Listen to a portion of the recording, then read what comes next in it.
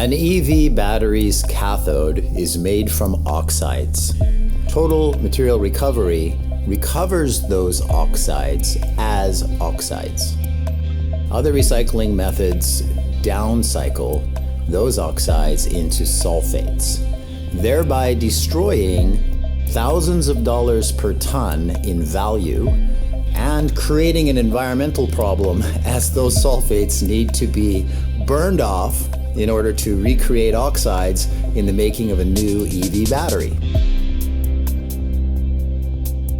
For starters, you don't have to rebuild the oxide from the sulfate. Turning a sulfate into a cathode oxide costs about $15,000 a ton. Secondly, you're not burning off all of that sulfur, which is, frankly speaking, an environmental nightmare and expensive.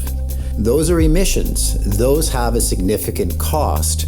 Up to 30% of the emissions of creating a battery cell are in that process.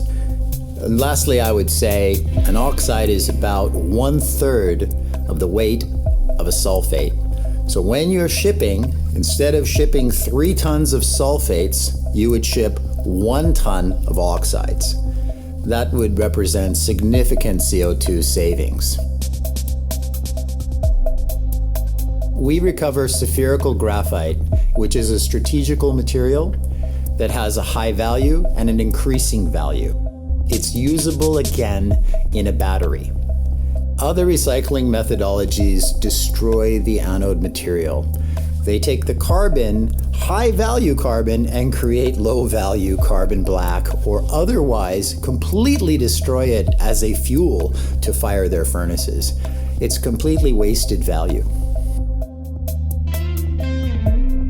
When we look at it from the manufacturing point of view, there is a lot of waste material. Duds or scrap represent about 20% of that material. Total material recovery will allow you to keep your oxides as oxides and retain the value of your anode material for reuse. This will represent significant savings in off-site shipping, CO2, and ultimately reduce the cost of an EV battery. We're looking for keystone partners. We believe they will come from the automotive OEMs and from the cell manufacturers. If you want to decarbonize your supply chain and close the loop, you want to be using total material recovery. The companies with the most efficient and most integrated supply chains are going to have a strategic advantage, not only in costs and in emissions, but in speed to market, in new battery technologies, in ensuring that what you're doing in the future is going to be recyclable.